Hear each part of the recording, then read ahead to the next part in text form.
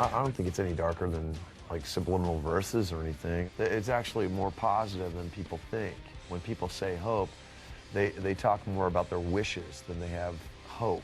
When those wishes aren't met, they just give up, you know? For me, hope has always been something that's more it's more about all people than it is just certain people. So for me, saying all hope is gone is basically saying, if you can let go of that the selfish tendencies you put on that kind of hope and embrace real hope, maybe we can all kind of, find something a little better in life. I don't think that's going to happen, but that's my hope.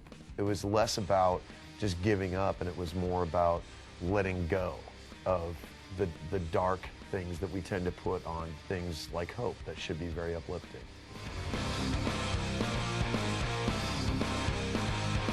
Well, we wore clothing this time, which was a different kind of vibe.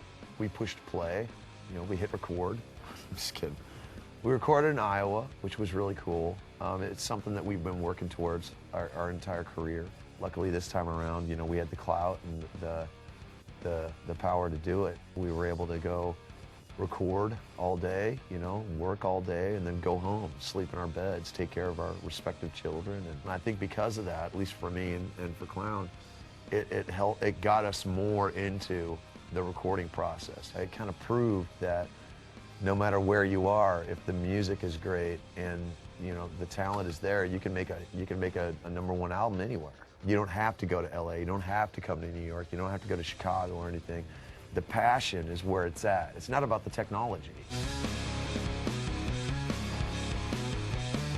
We all tried to really bring a lot of ideas to the table. I brought a whole song in. This time around, we really tried to embrace what everybody did. It was more of really understanding the pieces of a whole and really getting within yourself to understand what you bring to the table and then bring as much of that as possible. Like this record, I played gongs and cymbals and different snares. We started that process last record, but it was still kind of infant steps. And this record, we just opened up floodgates, and everybody's really opening to understanding that, hey, try it first, and if it doesn't belong, it's out, instead of bringing all these closed doors, to the process. So, and that's just helping us for the next record.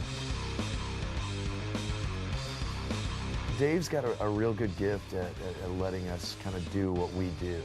I, for one, I had a really good time with Dave, when we were doing the vocals and everything. We laughed constantly, bounced a lot of ideas off each other, but at the same time, he didn't foist too many of his ideas on me. I ended up, really with vocal takes and vocal tracks on this album that I was 100% with.